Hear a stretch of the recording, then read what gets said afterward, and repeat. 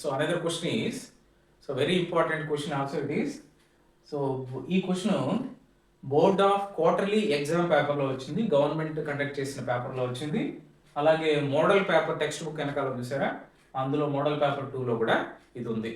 So దీనికి కావాల్సిన important list ఏవైతే బోర్డు మోడల్ పేపర్స్లో ఉన్నాయి, ఏవైతే క్వార్టర్లీ ఎగ్జామ్కి వచ్చాయి, యూనిట్ టెస్ట్ ఎగ్జామ్కి వచ్చాయి మీకు తెలియకుండా ఉంటే మన ఛానల్ యొక్క డిస్క్రిప్షన్లో టెలిగ్రామ్ లింక్ ఉంటుంది.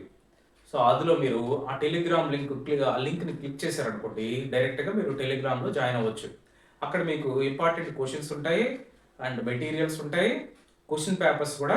సో నేను డిఫరెంట్ కాలేజెస్కి సంబంధించిన క్వశ్చన్ పేపర్స్ కూడా నేను అక్కడ ఫార్వర్డ్ చేస్తాను. అక్కడి నుంచి కూడా మీరు ఇంపార్టెంట్ లిస్ట్ అనేది మీరు డౌన్లోడ్ చేసుకోవచ్చు, పీడిఎఫ్ ఫార్మాట్లో ఉంటుంది. సో ఈ క్వశ్చన్ ఎన్నిసార్లు వచ్చిందా అంటే ఎన్నిసార్లు మనకి important. So board of quarterly exam పేపర్లో ఉంది, అలాగే మోడల్ పేపర్లో కూడా ఉంది. సో కాబట్టి ఇది మనం ఖచ్చితంగా 8 మార్క్స్కి ఎక్స్పెక్ట్ చేయొచ్చు, ఇంపార్టెంట్ మోడల్. సో మనకి ఇప్పుడు 3 కేసెస్ ఇచ్చారు, ఎక్స్ వాల్యూ డిపెండింగ్ 3 కేసెస్లో ఉంది. ఆ 3 కేసెస్ యూజ్ చేసుకొని ఈ రిమైనింగ్ వాల్యూస్ కనుక్కోవాలి. సో ఇప్పుడు చూడండి ఒకసారి, ఎక్స్ వాల్యూ 3 కన్నా పెద్దది అంటే ఇలాంటి సింబల్ ఉంటే ఇది పెద్దది, అంటే ఇది బిగ్గర్ వన్, ఇది బిగ్. సో ఇలాంటి సింబల్ ఉంటే ఆ పక్కన ఎట్ సైడ్ అయితే మౌత్ ఓపెన్ ఉందో అది బిగ్ అని అర్థం. So it is a big one అని అర్థం. సో ఇది మౌత్ అనుకుంటే ఇది ఓపెన్ సైడ్ ఉంటే ఇది బిగ్ వన్, ఇది మౌత్ అనుకుంటే ఇది ఓపెన్ సైడ్ ఉంటే బిగ్ వన్. సో అది గుర్తుపెట్టుకోండి, ఇది గ్రేటర్ దెన్, ఇది లెస్ దెన్, అవన్నీ సింబల్స్ మనకు తెలిసినట్టువే. సో ఒకప్పుడు ఛాన్స్ మీరు మర్చిపోయేదానికి ఛాన్స్ ఉంటుంది కాబట్టి, ఇట్ సైడ్ అయితే మౌత్ ఓపెన్లో ఉంటుందో అటు సైడ్ ఉండే వాల్యూ పెద్దది. సో ఇట్ సైడ్ అయితే మౌత్ ఓపెన్లో ఉంటుందో అటు సైడ్ ఉండే వాల్యూ పెద్దదని గుర్తుపెట్టుకోండి. ఈ క్వశ్చన్ చూడండి. సో ఎక్స్ వాల్యూ 3 కన్నా పెద్దది అంటే ఎక్స్ వాల్యూ 3 కన్నా పెద్దది ఏ సిచ్యువేషన్లో ఉంది, ఇది ఎక్స్ మనకు తెలిసి ఇంతకు ముందే. So F of X equal to Y అనుకున్నాం. సో బయట ఉండేది వై వాల్యూ, లోపల ఉండేది ఎక్స్ వాల్యూ అని అనుకున్నాం కాబట్టి, సో ఇదేంటిది, ఇది ఎక్స్ వాల్యూ. ఇదేంటిది, ఎక్స్ వాల్యూ 3 కన్నా పెద్దది అంటే ఎక్స్ వాల్యూ 3 కన్నా పెద్దది ఏమేమి ఉంటాయి ఎక్స్ వాల్యూ. సో ఇక్కడ ఏముంటాయి X value, X equal to 3 కన్నా పెద్ద వాల్యూ అంటే 4, 5, 6, 7, 8 చాలా ఉండొచ్చు, అంతే కదా. సో ఇక్కడ ఏంటి ఎక్స్ వాల్యూ -2కి 2కి మధ్యలో ఉంటుంది, ఈ రెండు వాల్యూస్ కూడా ఉంటాయి. అంటే ఇక్కడ ఎక్స్ వాల్యూ ఏమవుద్ది, ఎక్స్ ఈక్వల్ టు -2, సో -1, 0, 1, 2 కూడా including this 2 values are equal to అనే సింబల్ ఉంది కాబట్టి ఇంక్లూడింగ్ దిస్ 2 వాల్యూస్ కూడా ఉంటాయి.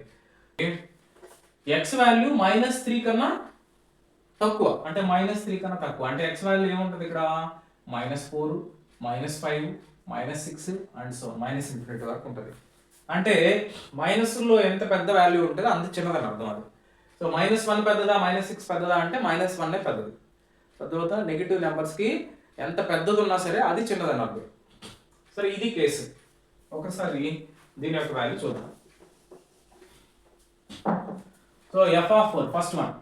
So solution, so given F of 4 కనుక్కోమన్నాడు. ఎఫ్ ఆఫ్ 4 అంటే ఏంటి, ఇది ఎక్స్ వాల్యూ కదా, F of X equal to గుర్తుపెట్టుకోవాల్సింది F of X equal to Y. ఆ ఎక్స్ ఎఫ్ లోపల ఉండేది ఎక్స్ అంటే ఇది ఎక్స్ వాల్యూ. ఎక్స్ వాల్యూ 4 ఎక్కడ ఎగ్జిస్ట్ అవుతుంది, ఫస్ట్ కేసుని మనం తీసుకోవాలి, ఈ కేసుని తీసుకోవాలి. 3 ఇంటూ ఎక్స్ ప్లేస్లో మనం ఆల్రెడీ 4 రాసుకున్నాం కాబట్టి 3 ఇంటూ 4 -2 ఎంత అవుతుంది, 3 4 12. So 12 - 2 is equal to 10. దీని ఆన్సర్ ఎంత, F of 4 value 10. Okay clear కదా. సో నెక్స్ట్ చూడండి, ఈ సెకండ్ది ఏంటి, ఇది ఫస్ట్ అనుకున్నాం, సెకండ్ది ఇది ఫస్ట్ అనుకుని మార్క్ పెట్టుకోండి ఇట్లాగా. సెకండ్ది ఎఫ్ ఆఫ్ 2.5 అంటే ఏంటి, 2 కన్నా పెద్ద వాల్యూ. సో 2 కన్నా పెద్ద వాల్యూ ఎక్కడ ఎగ్జిస్ట్ అవుతుంది, 2.5 అంటే 2 కన్నా పెద్దది అంటే 2.5 ఎక్కడైనా ఉందా చూడండి. 2.5 అంటే ఇక్కడికి ఇదైతే 2కి ఎండ్ అయిపోతుంది, ఇక్కడ 2నే లేదు, ఇక్కడ అసలు 2నే లేదు కాబట్టి ఇది అసలు ఎక్కడ ఎగ్జిస్ట్ కాదు, not exist in F of X అని రాసేస్తే సరిపోతుంది దీని ఆన్సర్. ఎక్కడ లేదు చూడండి, ఎక్స్ ప్లేస్లో 2.5, ఎక్స్ అంటే లోపల ఉండేది, ఎక్స్ 2.5 అంటే 2 కన్నా పెద్ద వాల్యూ 4 ఉంది కానీ 2 కంటే పెద్దదంటే 2 ఎగ్జాక్ట్గా అదే వాల్యూ ఉండేలాగా చూసుకోవాలి. నెక్స్ట్ తర్వాత థర్డ్ది. సో ఎక్కడ ఇంకా ఏముంది, థర్డ్ది ఏంటి, ఎఫ్ ఆఫ్ -4 ఎక్స్ వాల్యూ ఏంటి ఇక్కడ -4 ఎక్కడ ఎగ్జిస్ట్ అవుద్ది, థర్డ్ కేసులో 2 ఇంటూ -4 ఎక్స్ ప్లేస్లో -4 తీసుకోవాలి ఇంకా +1 ఎంత అవుద్ది 2 4 -8 +1 -8 +1 అంటే -7 పెద్ద దాంట్లోంచి ఒకటి సపరేట్ చేసి పెద్దదానికి ఏ సింబల్ అవుతుందో అది పెట్టాలి. సో ఎఫ్ ఆఫ్ ఏం వాల్యూ ఇది -4 యొక్క వాల్యూ -7. సో ఫోర్త్ వన్ ఏంటి ఎఫ్ ఆఫ్ జీరో అంటే ఎక్స్ వాల్యూ 0 అని అర్థం.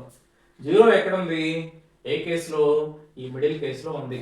సో ఎఫ్ ఆఫ్ ఎక్స్ ప్లేస్లో ఏం తీసుకోవాలి నువ్వు 0² -2 ఇక్కడ ఎగ్జిస్ట్ అవుతుంది చూడండి 0 ఉందిగా సో ఇక్కడ ఎగ్జిస్ట్ అవుతుంది 0² -2 0² -2 అంటే సో -2 జీరోనే కదా ఎఫ్ ఆఫ్ 0 వాల్యూ 0² అంటే జీరోనే.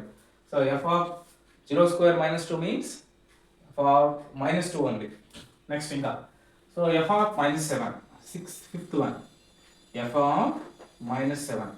సో -7 ఎక్కడ ఎగ్జిస్ట్ అవుతుంది -6 తర్వాత -7గా ఇందులో ఉంటుంది −∞ వరకు ఉంటుంది ఈ కేసులో ఫంక్షన్ ఏంటి ఈ కేసులో ఫంక్షన్ 2 ఇంటూ ఎక్స్ వాల్యూ ఇది 2 ఇంటూ -7 +1 సింప్లిఫై చేస్తే 2 7s -14 +1.